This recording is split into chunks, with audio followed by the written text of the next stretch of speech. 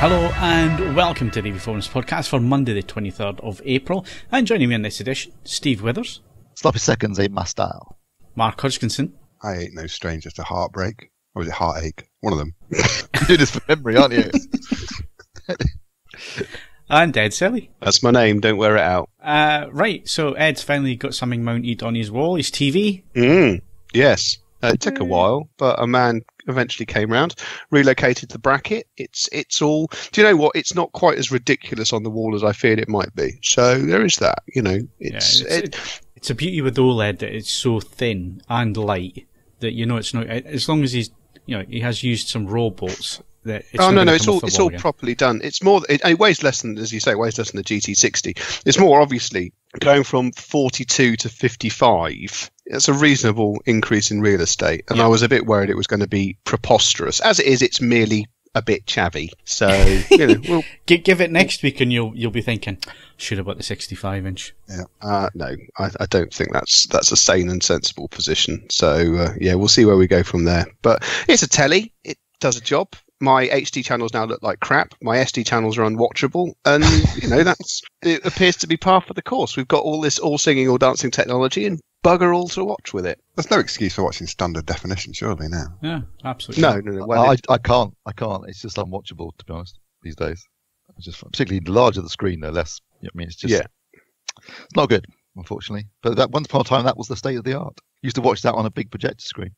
yeah, but then the projectors were, 576i or 720 at max back then. Yeah, I mean it's they're trying to make a silk purse out of a tiny sow's ear. I don't begrudge it that. As I say, it's more a bemoaning that even if I switch to Sky Q, which is emphatically not happening right now, it's still not a huge amount of actual native 4K content to watch on it. No, you'll have to get yourself either an Xbox One X, like I have, and die within 2 minutes of starting any game.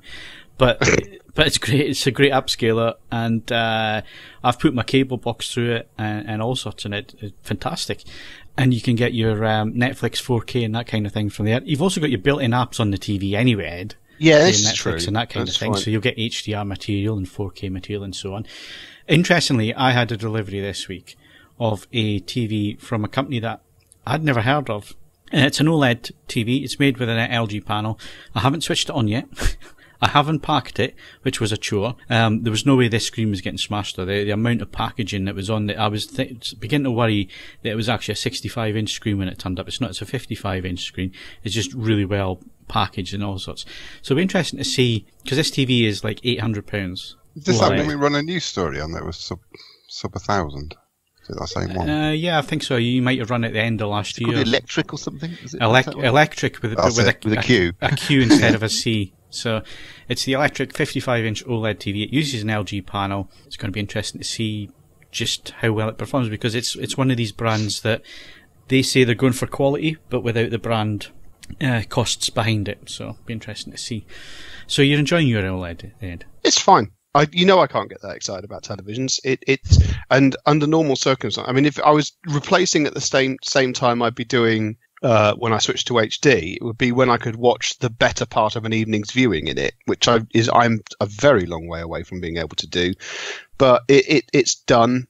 I mean, the only thing is that did annoy me. I don't know if Steve feels the same way. Once it had come out of the box, that packaging is essentially, you could reassemble it, but without the incredibly tight ratchet straps put round it, it is broadly speaking useless. I mean, I was thinking about hanging on to it because for whatever outcomes of my existence at the moment, I will be moving house at some stage, and I thought about putting it into storage, but there's no point. It's bollocksed from the moment you take the telly out of it. Absolutely. And this electric TV, it came, and the only thing holding the packaging together is the straps.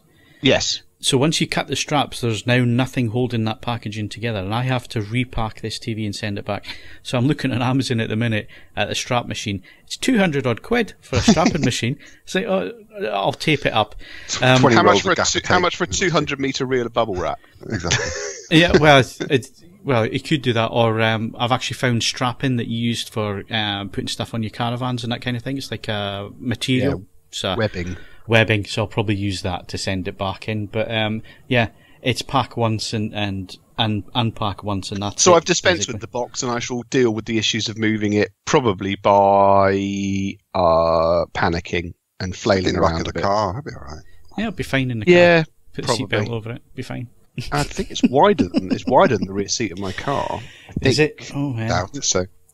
Oh, I'll work it out. Yeah. I will cross that bridge as and when I come to it. As long as you don't lay it down flat, as long as you can stand it up, you should be fine. Don't ever lay things down flat. What fantastic weather we're having as well. I mean, sat in here, the sun is absolutely blazing outside. It was blazing yesterday. This is when I miss having a garden. I don't have a garden anywhere. I've got a detached property. It's great. I can play as loud as I like, music-wise, in movies and all the rest of it.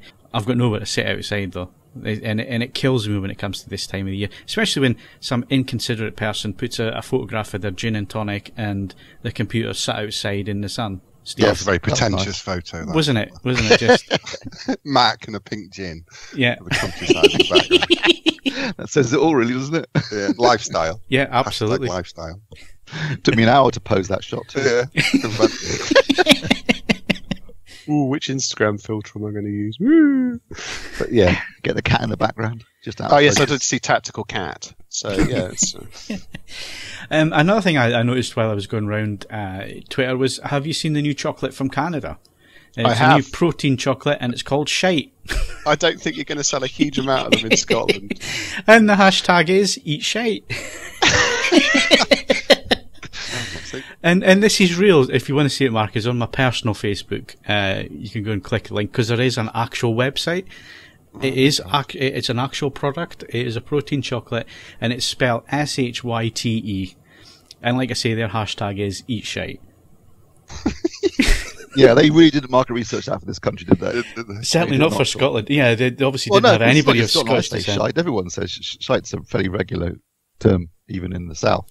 Is it? I thought you were I a bit think more posh. Northerners say shite too. Yes, we say shite. Oh, right. I thought you Southerners said shit. We Well, no, don't say shit because that's far too rude.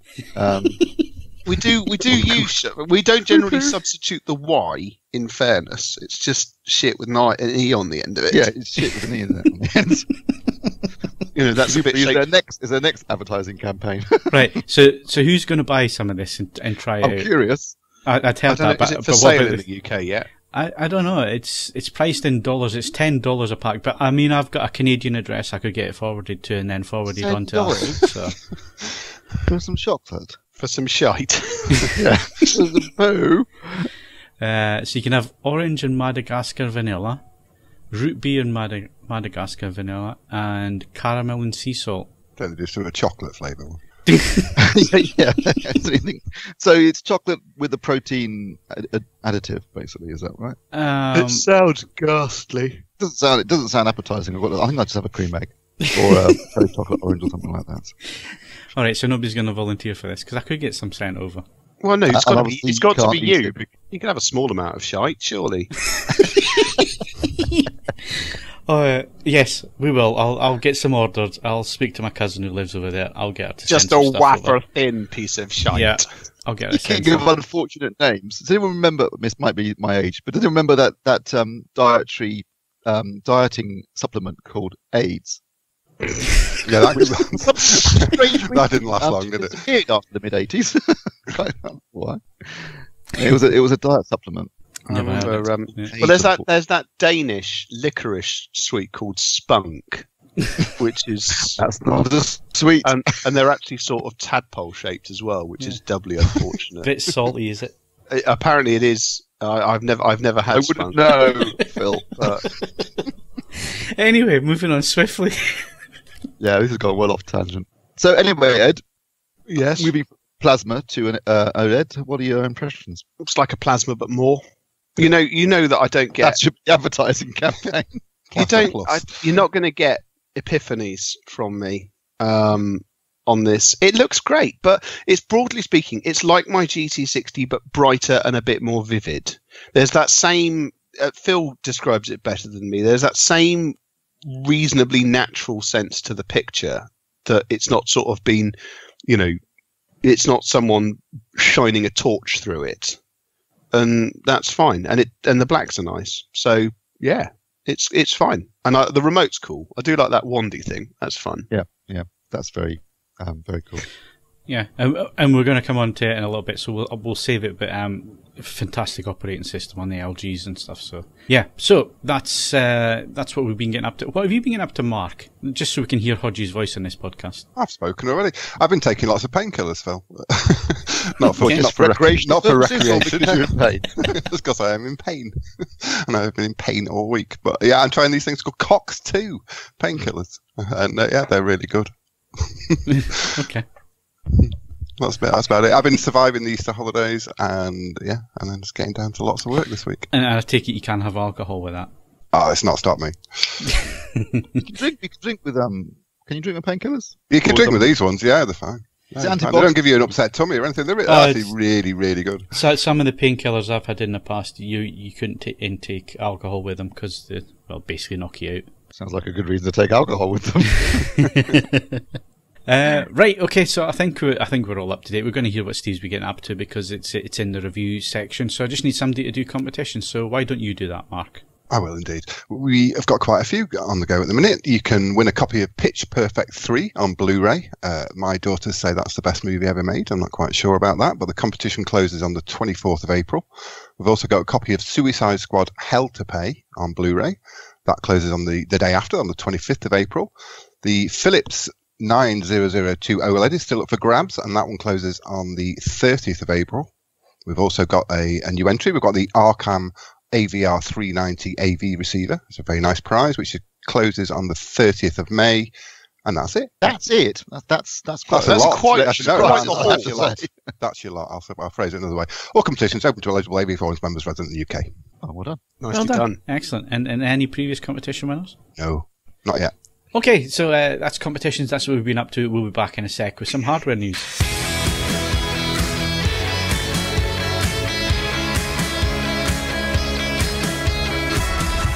Okay, so hardware news, and I'm going to kick off this week. Not literally. I mean, I'm going to start. It's all kicking off.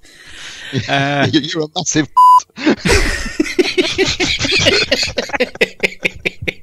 Easy, Tiger. Oh, well. Going straight to DEFCON 1.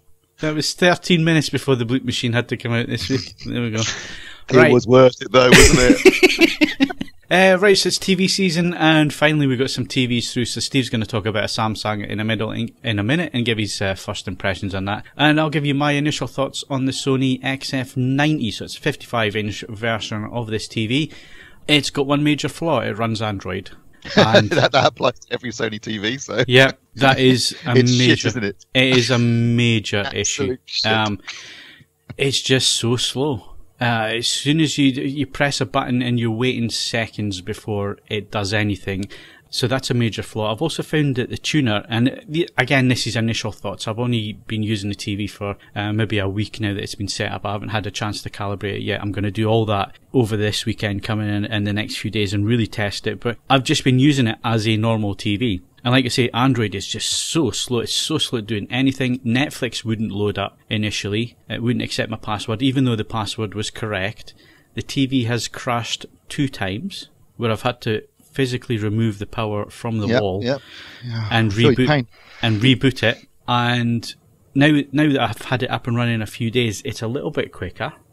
But it's still, sometimes you'll press the button and it just seems like it's doing nothing. Also, I've noticed with BBC channels, and for some reason it's just the BBC channels on the UView built-in tuner, I get audio dropouts every 30 seconds. So every 30 seconds you get an audio dropout. And it's not, it doesn't last for long, it's just a pop, or the audio just quickly fades and comes back again. Does it every 30 seconds for some reason. So I'm not sure why it does that. Is that the HD channel? TV. That's HD channels, yeah. Is that because they're using HEAAC encoding? No one else does, I don't think. It might be. I don't know. I really that's haven't. That's with the internal TV speakers, is it, Phil? Yeah, that's internal speakers, and that's using the internal tuner, the UV tuner. Because if I put my BT UView box through and watch the channels there, I don't get any audio dropouts or anything from it. So for some reason, it's the built-in tuner that's doing that.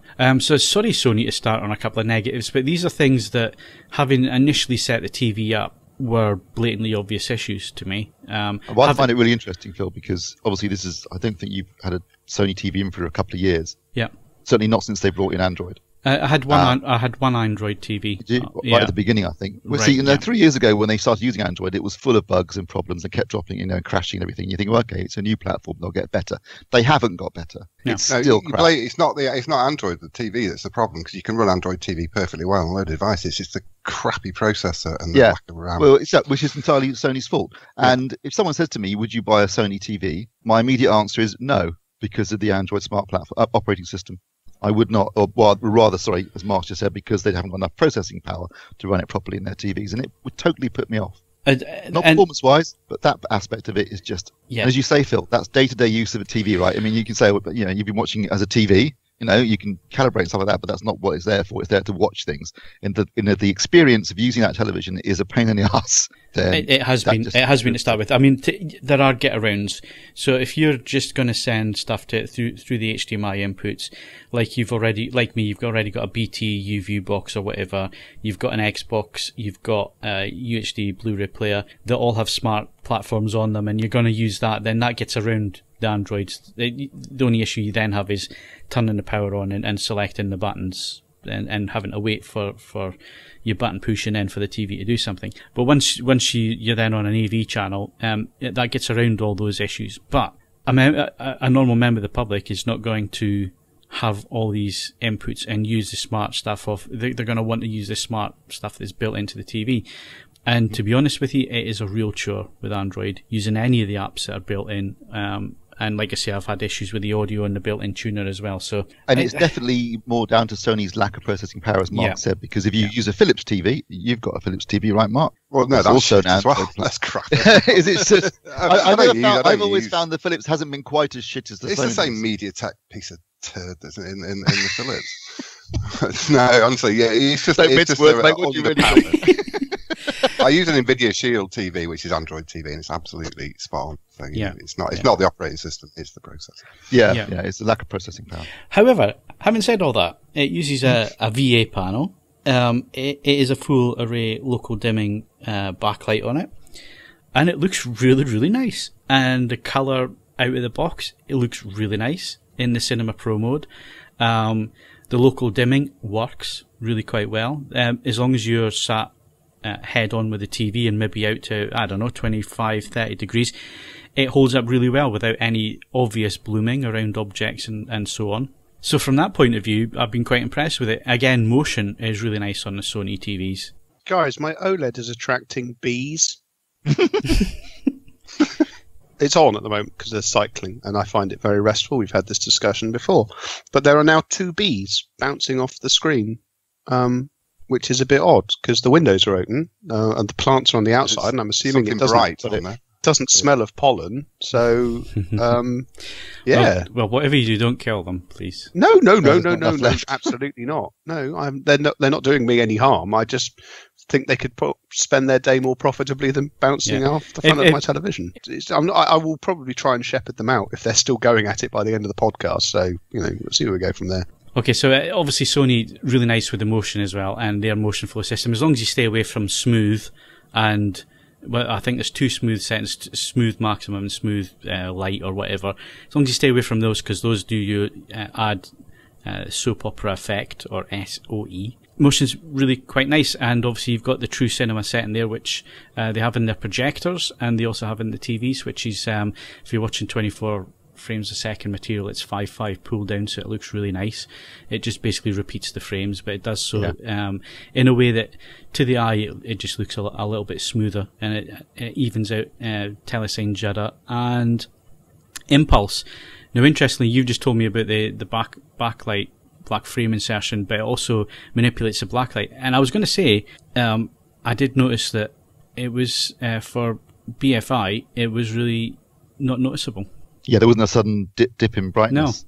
No. Yeah, which I think's quite. I guess it's something that people have been talking about for a long time now. The big problem with using black frame insertion is obviously you can always increase the backlight to adjust for that, but if you could do it automatically within the settings, so you didn't get this sudden drop in brightness, and you could still get the good blacks, boost the brighter parts of the image, and also improve the motion handling, then it's a win-win. And certainly the demos that I saw of it at CES and also at Sony's thing in February, looked really good. I've got to say, they looked very good. Yeah, I've got to say, once you get over the niggles that, with the operating system and so on, in terms of image quality, Sony have never been bad with image quality. They've always been really good.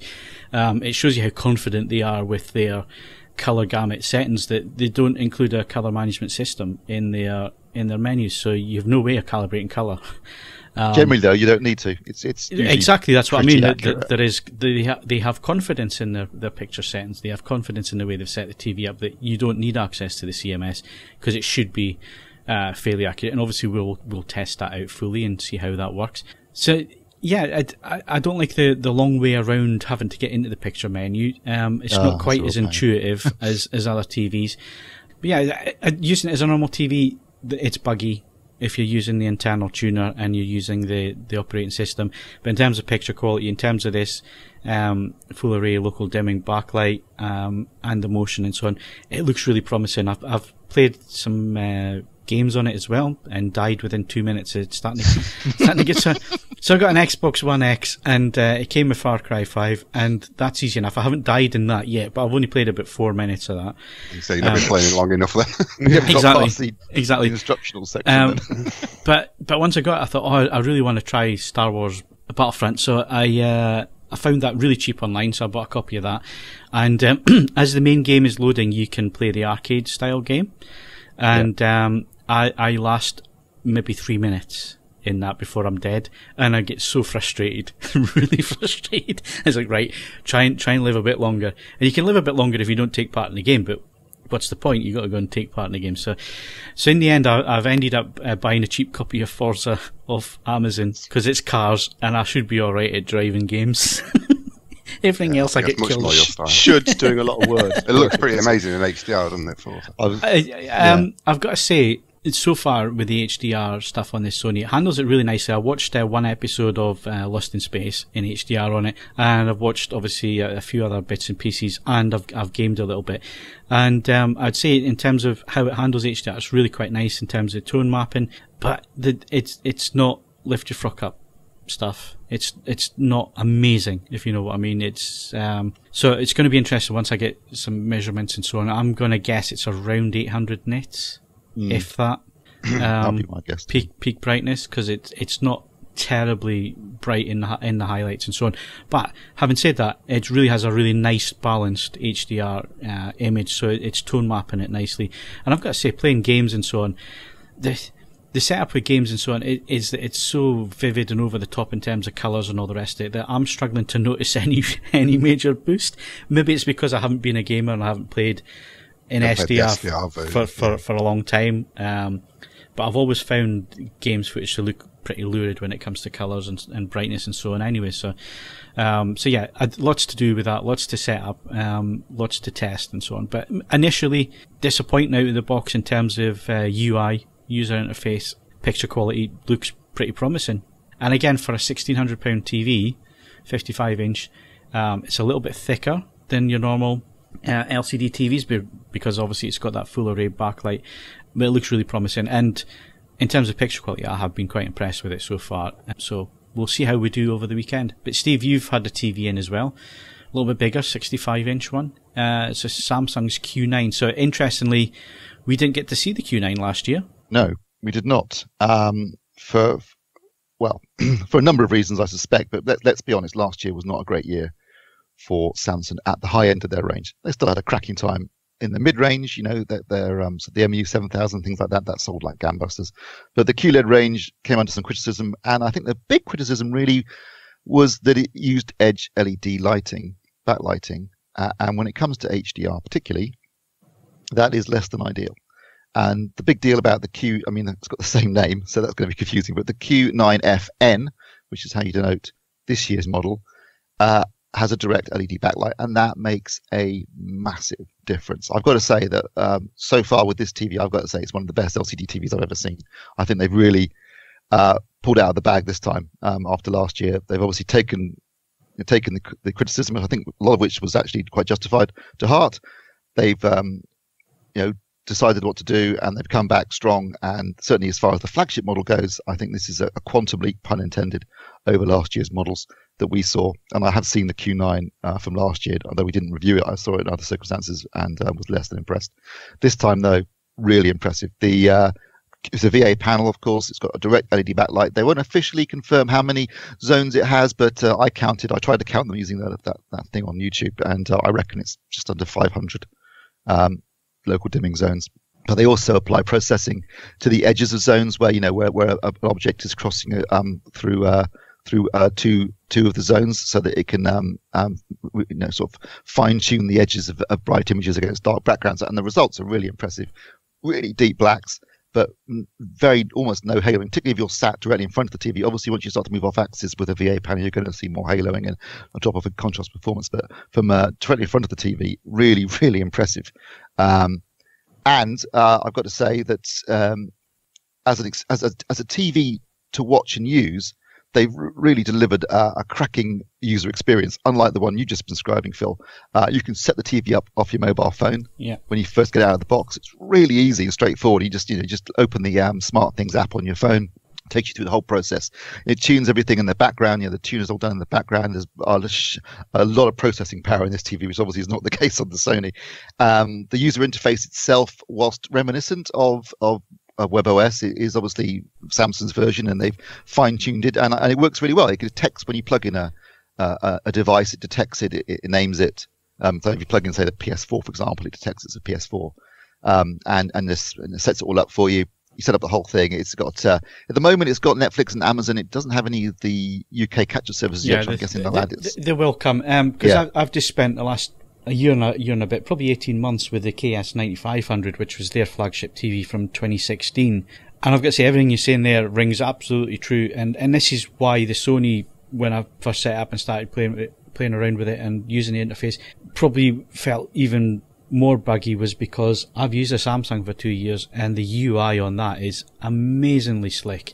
The smart TV system is fantastic. The way you can dial up your apps and so on the screen and is absolutely spot on and intuitive, and it brings up, when you highlight something, it actually brings up thumbnails so you can see what's what and all the rest of it, and it does it so quick. And that's a TV from 2016, and comparing it to the 2018 Sony, a quantum leap, as you say, in terms of UI between the two. So I can only imagine that the Q9 is just as good when it comes to processing everything that's going on within the user interface. Yeah, it's a great platform.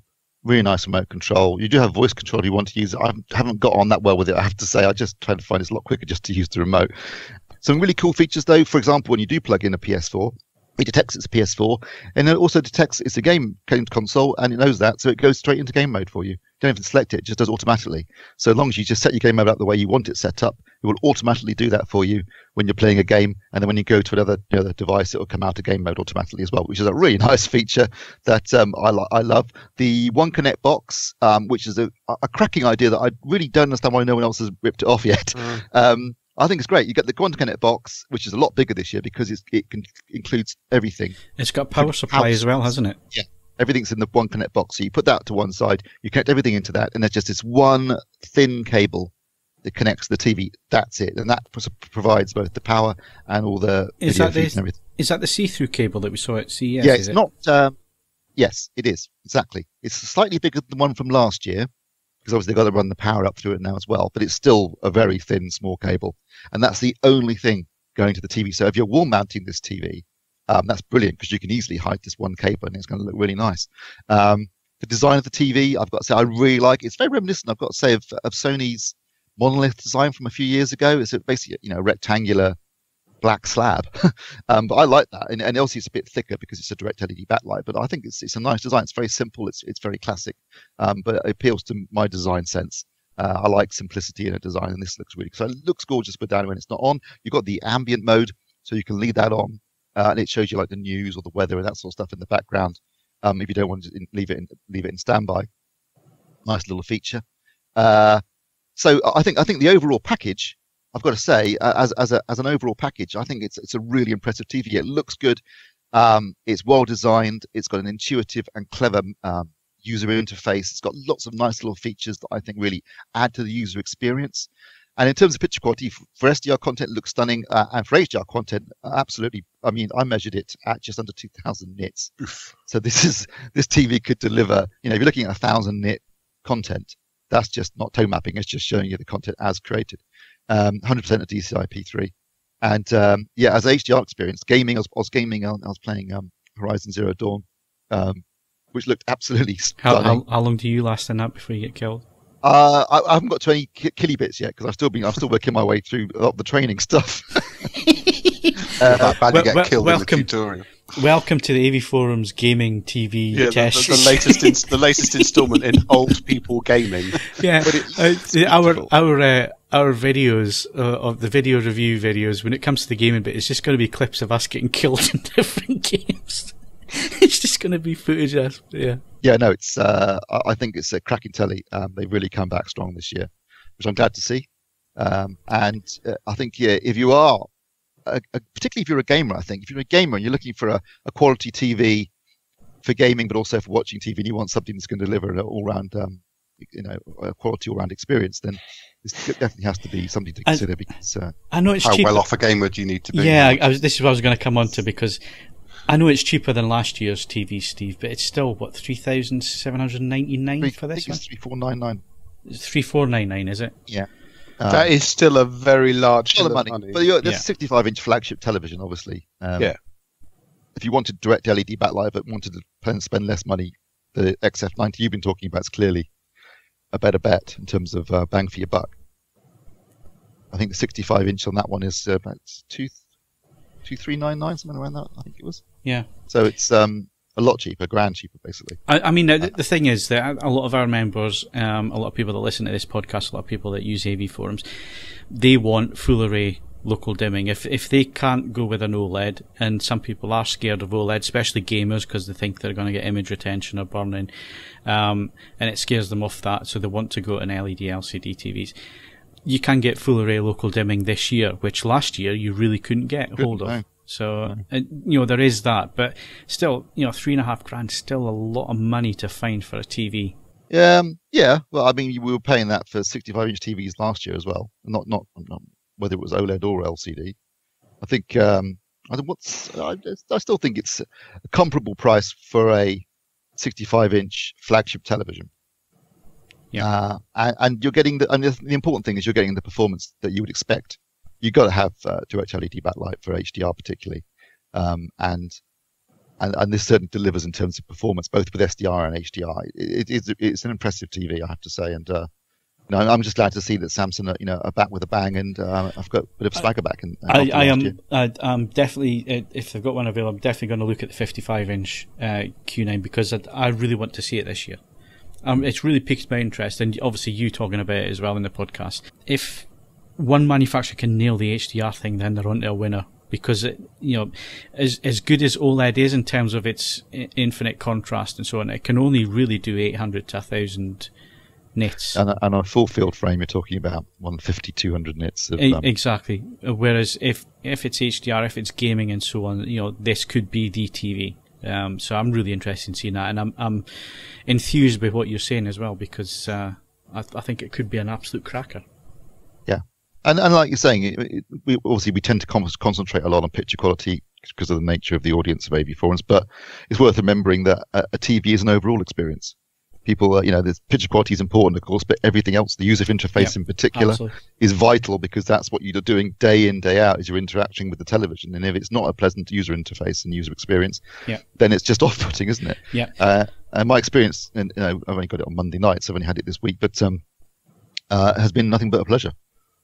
Which says a lot, because my experiences with Sony, that's going to be replicated with end users as well when they get theirs out. And like I say, unless they're plugging everything into HDMI and just using the sources and not using anything built in. But if you're using the built-in stuff, it has to be tested. You have to live with it, which is another reason why we want to do what we're going to do this year in terms of long-term testing a lot of these TVs, a lot of the higher-end TVs, and just seeing what they are actually like to live with on a day-to-day basis, and do some long-term testing with them and so on. And I think it really is important, especially if you're spending, like you say there, $3,500 for that TV. It's £1,600 for the Sony 55-inch. over $2,000 for the 65-inch. It's a lot of money to be spending. I mean, and you want to make sure that you're getting your value for money. You're getting the picture quality, but you're also getting the user interface, and that the TVs are smart when they say they're smart. So yeah, it's been interesting. My first dipping my toe back in the waters, Steve. It's been interesting so far. I'm looking forward to this year. Well, it's an exciting time, isn't it? Because there's so much happening, so much changing, new technologies being released all the time. After a prolonged period of relatively static technology in terms of TVs, the last 3 or 4 years have been quite seismic, and long may it continue, because it gives us something to talk about. Yeah, it does that. So let's have Ed talk about some stuff, and we'll talk about some old-fashioned music. Well, it's delivered in a new-fashioned way. I was just about to say that, Ed. So Deezer is the latest service that we've tested in terms of streaming services. Tell us all about it. Yes, this is an interesting one, as stated in the review, because Deezer has been around for 10 years. Initially only in France, but it's gone global for a fair bit of that. And Deezer is the first service to start with a lossy offering, and then add a lossless offering to it, which is called, imaginatively enough, Deezer Hi-Fi. And it's been an interesting one to test, because it sort of demonstrates the limitations. There are limitations for services going in with a lossless offering, in so much as it's like, oh, well, it costs this much and that's more than the others. Deezer has it a little bit differently. As stated in the review, I don't believe that sonically there's a huge amount between these services when dealing with listening to the same tracks at the same sample rate. You're more likely to determine significant differences when you're using different hardware with them.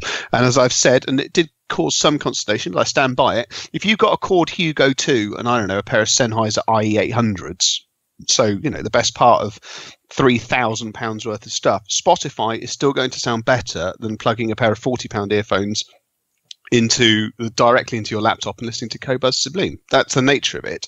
So Deezer doesn't sound significantly different to Tidal or Qobuz when all other things are equal. But the catch is that all things aren't equal, because whereas Tidal and Qobuz offer in their settings the ability to directly connect to a digital decoding device and lock out the rest of your computer's sound behavior, that's not really doable with Deezer at the moment. So if something comes in and on email or the like, or computer makes some other noise, that just goes into your audio stream pretty much whether you like it or not, unless you turn everything else off. Now, if you're coming from Spotify, or you're an existing Deezer customer and you're upgrading to Deezer Hi-Fi, that's going to be completely normal to you. But as a serious listening offering, that's more of a limitation. Equally, I like the app. It's the desktop app and the web browser are nice, stable, easy to use. The mobile apps at the moment do not offer lossless, but that's coming. And they're nice, stable, and easy to use. It's a good service, and as I've noted in the conclusions, it just keeps the pressure up. It means that lossless streaming is becoming a normalized concept. It keeps the market honest, because it means that Tidal and Qobuz, they might have been eyeing up price rises, but they can't easily do that now because someone's come in and sort of fixed the £20 a month figure. Is there a compelling argument to change from Tidal or Qobuz to Deezer Hi-Fi? No, not as far as I'm concerned.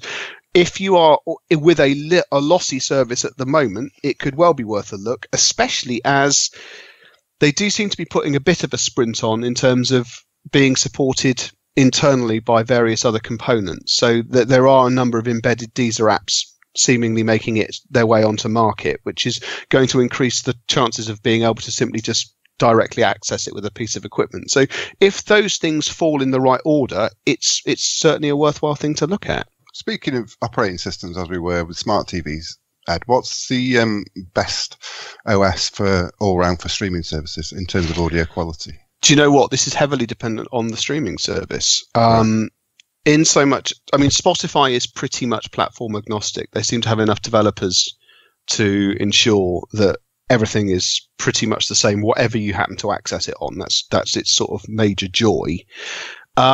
Apple Music, as you might expect, has a bit of a bias towards working best on iOS. I mean, they have got an Android app, and it's fine, but you can sense that it wasn't their immediate priority.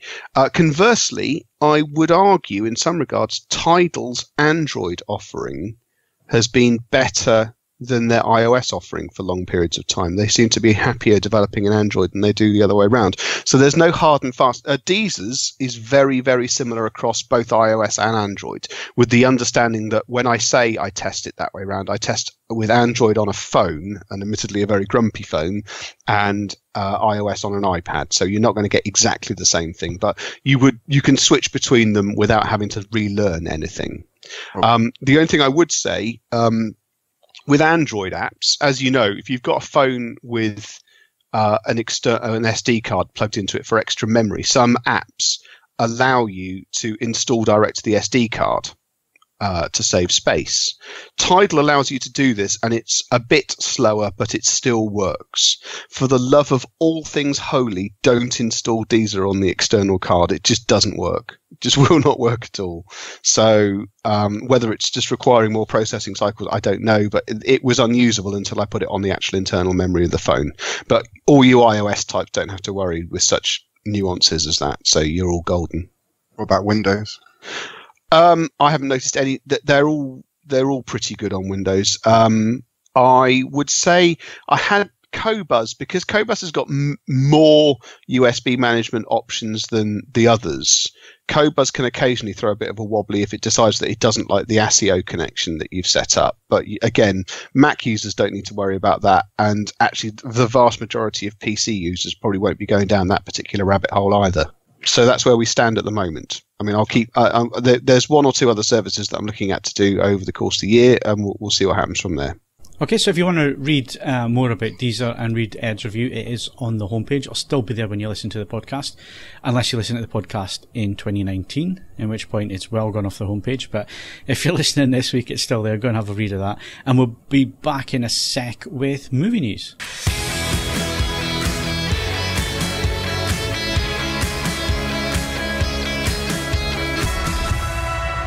Okay, so movie news and reviews. Have we got any reviews this week, Steve? Did you go to the cinema? I did not go to the cinema this week because there was nothing opening this week because of next week. Yeah, I've been catching up. So I've seen Black Panther this week, and I went back and saw Ready Player One again because both of those are going to disappear from the big screen, and I wanted to see Ready Player One for a second time. So I did pop in. I'm making full use of my Limitless card at the minute. And what do you think of Black Panther? For a Marvel superhero type movie, it had the same formula, but yeah, it was nice. It was nice having a fresh sort of character, a fresh surroundings and so on, and I quite liked the premise. So I quite enjoyed it, but I didn't stay for the post credits. So I don't know what happened post credit. I'll tell you off air. If you like, just so you know. Nothing major, don't worry. Okay. You're just setting up a couple of things for the next film. Right. Well, I mean, the reason I went to see Black Panther is obviously Avengers Infinity War is out next week, and we're all booked up on the Thursday to go and see that, so we can talk about it on the podcast. So I saw from the trailers that he is quite a prominent character. So I thought, well, I better go and see Black Panther. I think not just him, but also Wakanda itself is quite a prominent part of the film. It looks like it's going to be. So yeah, so that was another reason. So yes, I've used the Limitless card quite a bit this month. Rampage last week as well. So, and it's doing really well at the box office, which I'm not really that surprised about. I think people really like a big B movie monster type thing. I think Dwayne Johnson's box office record is pretty consistent. Obviously, he's had some massive hits with the Fast and Furious movies, but I don't think they're necessarily just him, although I think he is an important factor. His appearance in Fast 5 really changed that franchise. But his own movies, they tend to be made at a sensible budget level, so 100, 120 million, which is still a lot of money, but compared to some movies, it's still relatively cheap.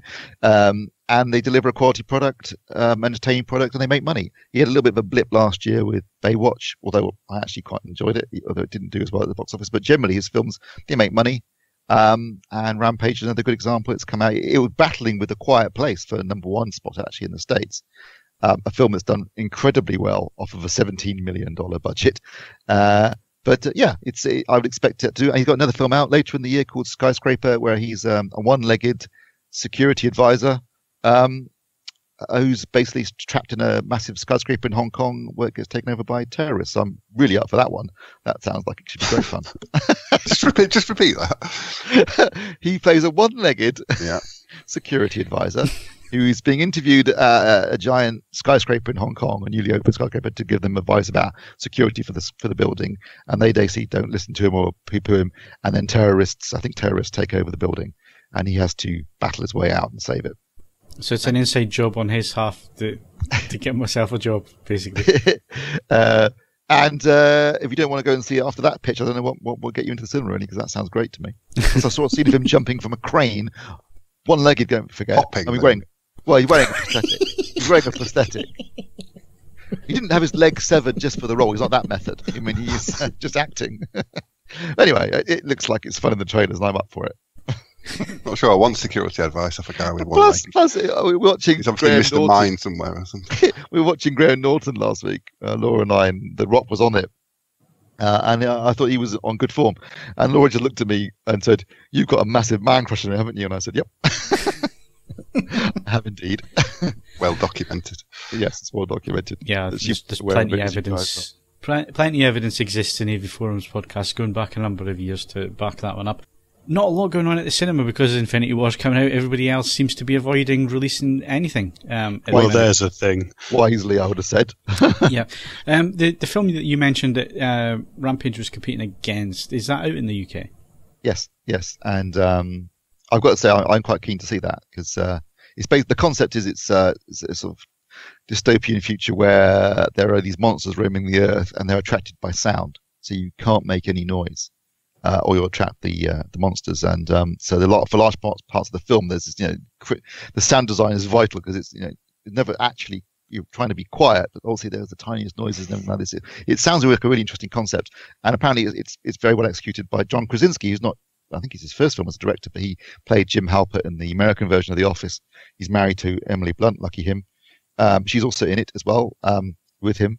So they're starring in it together, and like I say, he made it for 17 million, but it's already made over 150 million in the US, worldwide. So it's doing really good box office. And in America, it's going toe to toe with Rampage for the #1 spot. So that sounds I'm quite keen to see that. Sounds scary as hell. That. Well, yeah, it's quite scary, and I'm quite keen to see it.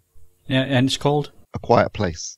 But yeah, that's out at the moment, which is worth checking out. But obviously, all the major releases are waiting for Avengers to get out of the way. And then after that, you've got Deadpool 2, which I just saw the most recent trailer for and looked really good fun. Yeah. And obviously Solo.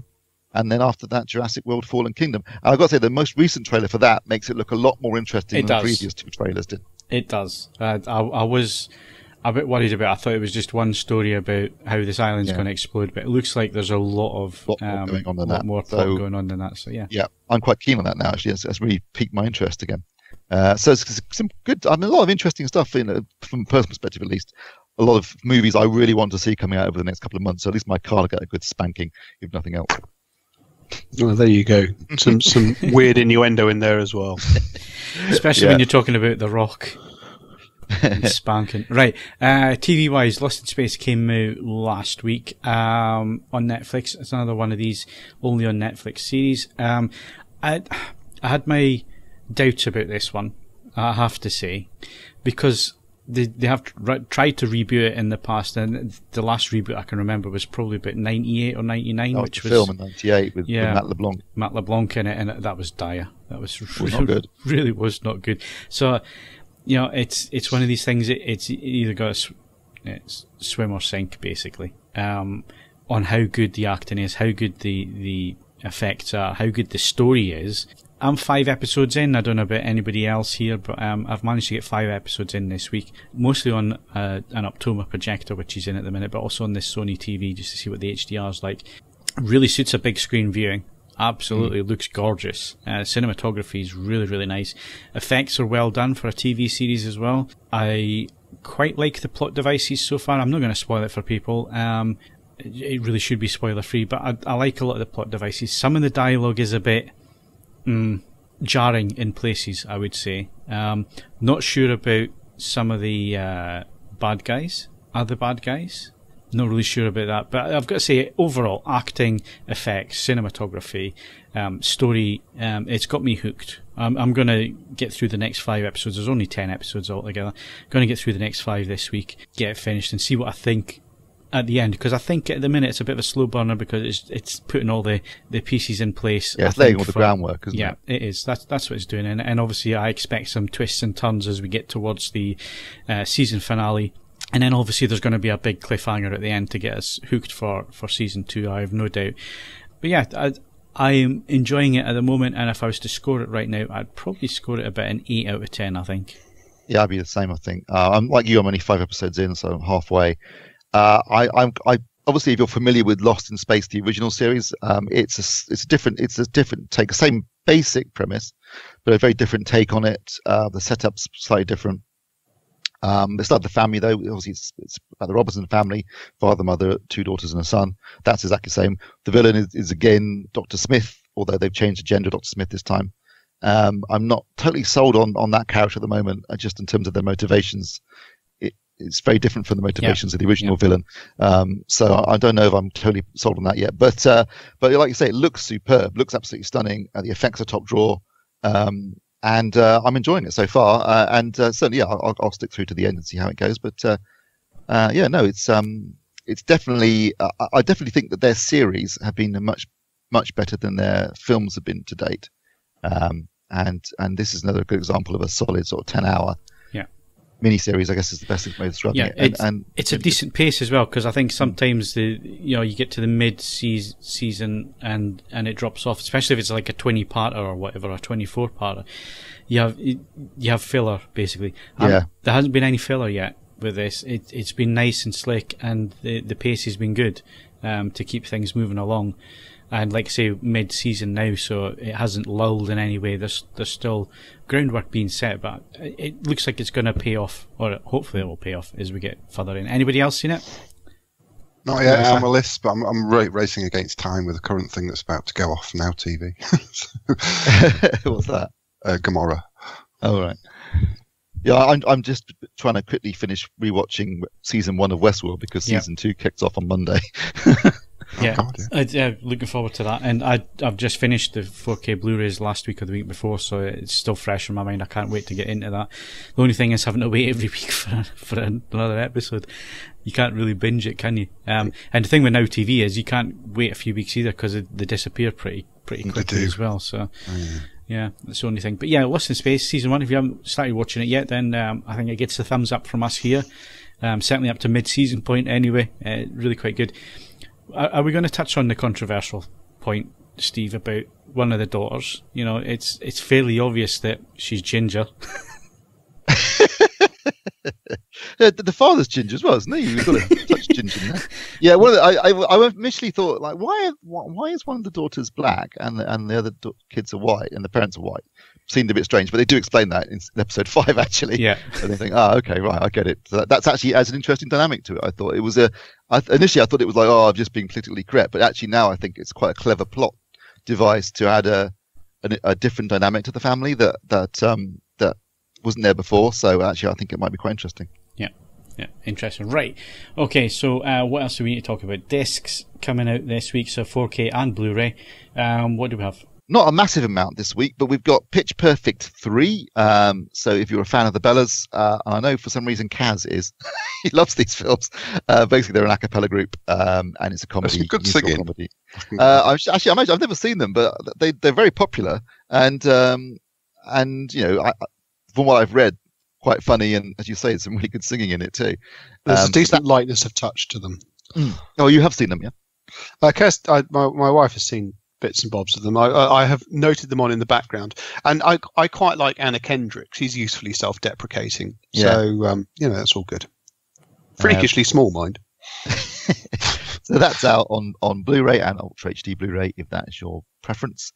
This week, also out this week, incredibly 40-year. So to celebrate its 40th anniversary, Grease is getting a new Blu-ray and a new 4K Blu-ray release. Can I It was at the cinema last night. My wife and all her friends went to see it for a sing-along. Yeah, it's had a cinema release as well. God, I'm glad I wasn't there. Jesus. Well, you know what? I'm actually quite tempted to go and get this on disc. I like Grease. I saw it at the cinema in '78, and with my sister, and we used to have the album, and we played it all the time, and all the songs were in the charts in the summer of '78, and I enjoy it. I think it's the really funny thing though is that I watched it again quite recently because my wife was into it, and I bought the Blu-ray for her, and we watched it, and she obviously hadn't seen it on the big screen since 1978, and we were really enjoying it. But I thought, you know what, there's some quite rude bits in this film. And I remember when I was a kid, we saw it at the cinema, then we saw it again on TV in I think about '82 when it was broadcast on television. And I watched it with my sister and my grandmother.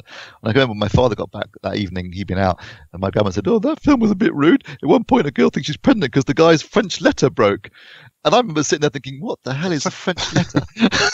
What is she on about?"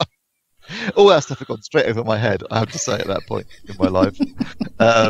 But looking back now, yeah, it is actually quite rude. There's swearing in Grease Lightning as well, isn't there? Yep, there is. And but the songs are great, and the choreography is really good. And although the cast are pretty old for the parts they're playing, I think Stockard Channing was 32.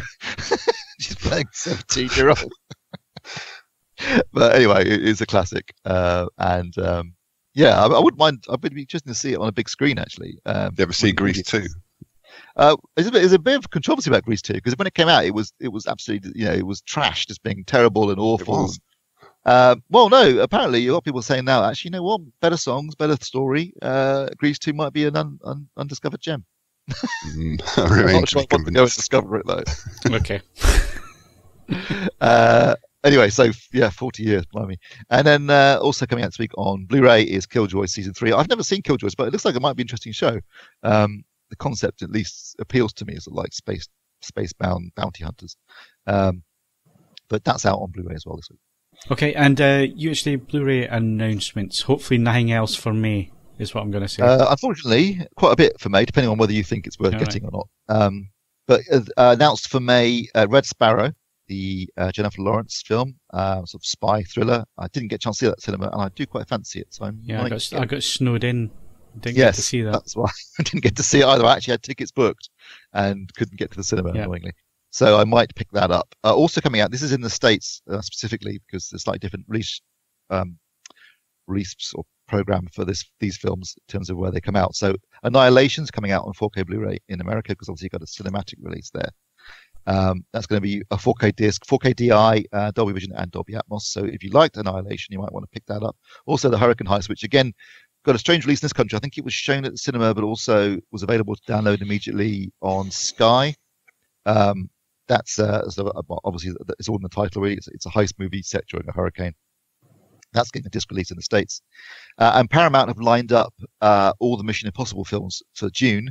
That's going to tie in with the release of the new Mission Impossible movie, which comes out at the same time. How many movies are there, Steve? I think there's 5 coming out on disc. So the missions weren't that impossible then if there's 5 movies, really.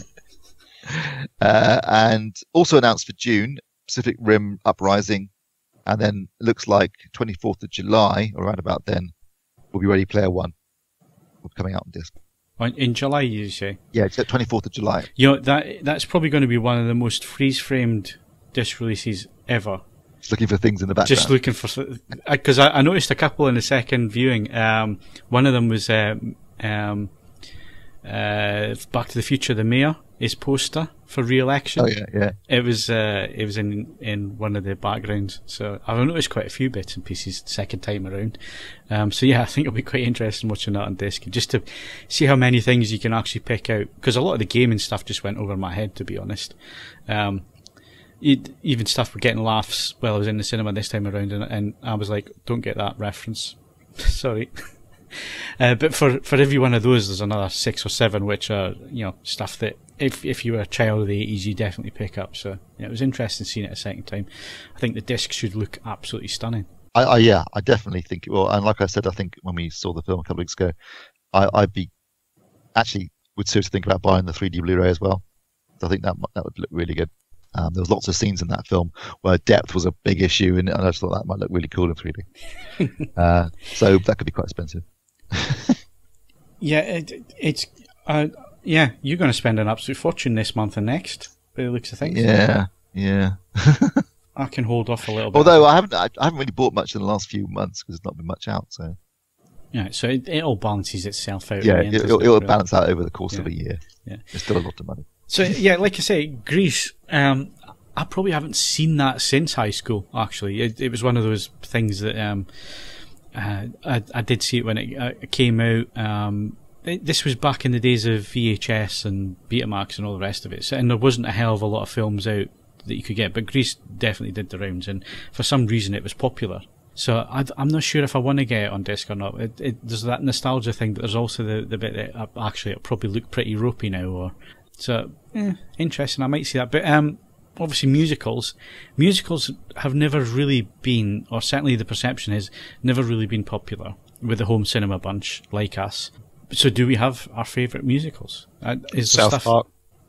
That's true. No question. South Park, Bigger, Longer and Uncut is one of the cleverest, catchiest and most intrinsically brilliant musicals of the last 40 years. It's different, Ed, I'll give it that. And no, right. Some of the songs are the lyrics from the actual, and that when they do the medley, I mean, there are proper West End and full-on Hollywood marketed as musicals which don't have anything as good as that medley in them. It's just sensational. Trey Parker and Matt Stone are bloody excellent musicians. They really are. I mean, it is phenomenal. I mean, and Team America in its own unique style isn't too far behind. I mean, that's got some very, very good songs in it as well. I'll give you that. I mean, Montage is probably one of the best songs that they've done. I've got to say, I do like South Park. I like the opening number. I like a few of them in there. I don't know if it's the best musical in the last 40 years, though. I think that's pushing it slightly. Well, yeah, but I don't like any of the other ones. They're all plot shit. So, okay. The Blues Brothers count? Yes. No, I suppose sort of. Yes, that's a good one. Although I suppose it's more where musicals end and films making heavy use of external music begins, and Blues Brothers sits somewhere in that. It depends on how you define musical. If a musical is defined as a film where people break into song in unrealistic situations, I'm not big on that. then that's probably musical. Whereas, like, say for example, Cabaret. I mean, Cabaret is a musical, but the music takes place on stage in the club, which is, I guess, so you could say it's a drama with music as well. Plus, also, the bit when the Hitler Youth stand up and sing "Tomorrow Belongs to Me" is actually spine-chilling in that film. I think it's brilliant. So I love Cabaret. I love Singing in the Rain because it's got brilliant songs, brilliant choreography, but it's also really, really, really funny. About the early days of talkies in the movies. Never it's seen brilliant. If you haven't seen it, I cannot recommend it highly enough. I've got a soft spot for My Fair Lady, mostly because I like Audrey Hepburn, although she isn't doing the singing obviously in the film.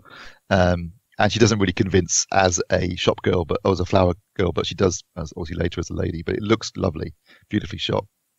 And I don't know what other musicals. I mean, does Dumbo count? Because that's got some of the finest songs going in it. I mean, Dumbo is arguably my favourite Disney film. Well, The Jungle Book then would be one of my contenders for. Yeah, Wizard of Oz. Lion King. Any film where there are songs in the Sound of Music. Plot. I've changed my mind. I do like a musical. I've got to say, recently, I mean, I haven't seen Singing in the Rain. I'd like to see it. I will put some time aside and see it at some point, I think. But the other musicals from round about that era, the MGM musicals and so on, I have seen clips and bits and pieces of. I don't think I've ever sat through a whole musical from that era, which is probably shame on me. There probably are some absolute crackers in there. So that's maybe an area to look at. But if you're talking about modern musicals and so on, I did like La La Land. Yep. I really enjoyed Moulin Rouge. Moulin Rouge. God, I would sooner eat this laptop than watch that infernal bastard film again. It's like the rest of society has some collective psychosis with that. It's shit. I don't like it either. Utterly shit. Okay, and you're all wrong. You've got your opinion, Ed. That's fine. That's fine. It's up there with Jerry Maguire. It's incomprehensible films that people like. Yeah. Okay. I loved it. Moulin Rouge, absolutely loved it. So it's superb. But that's probably the only two that really sort of stick for me. unless you go in animated routes and so on with the Disney Pixar and that kind of thing, where the musical numbers in them and so on. But then they're supposed to have that. They're not. I mean, a Disney film has to have songs in it, really. Or I tell you what, Moana. I loved Moana as if you're talking about sort of musical animated. It's better than Frozen, wasn't it? Yes. Well, I think the songs are better. Yeah. And not just because The Rock sings "You're Welcome" in it, which is obviously the high point, but it's a fun movie and it's got some cracking songs in it. It's interesting how the musical was one of the biggest, one of the most popular types of movie in the sort of 40s, 50s, and then in the 60s. That it sort of reached its peak, I guess, with Sound of Music, and then there was a gigantic fall off in the 70s after some massive flops like Star, with Julie Andrews, which was like her and Robert Wise again. You think, oh, they come back with another musical, and it bombed beyond belief. And the musical died off for a long time, and it wasn't until I'm trying to think when the musical made a comeback, really, but I think it probably was in the noughties when you sort of saw things like Moulin Rouge and Chicago. Suddenly musicals were back in fashion, but for a long time they were dirty, a bit like westerns. They just didn't get made. And now it seems like every other thing on the West End is a musical, isn't it? Usually based upon some existing group of songs that people know about. So, like, I think my family are obsessed with The Greatest Showman. Absolutely obsessed. That's a musical. That's, I mean, obviously, if you look at it from the point of view of historical accuracy, it's absolute bullshit. Yeah. I watched the honest very trailers on that unpleasant individual, as far as I can work out. But it's been hugely popular, and the songs are quite catchy, I have to say. That's all I hear. This is me coming out of the room in the house. So Ed is a music lover. I'm surprised that you've only come out with South Park so far. There must be musicals or certainly songs from musicals that you like. Sort of. I mean, I sort of agree with Steve that Moana had some crackers in it, but it's a weird one. I don't like people singing in films, really. It just takes you out of... and one of the reasons why South Park works is because it's absurd from the very start. And Dumbo, they're animals. They shouldn't be talking, so singing I can handle. This is a weird sticking point. But in terms of film and music, I'd rather listen to a great film soundtrack, be it a decent orchestral score or one of the Tarantino films where it's music picked for the event, or Baby Driver or things like that.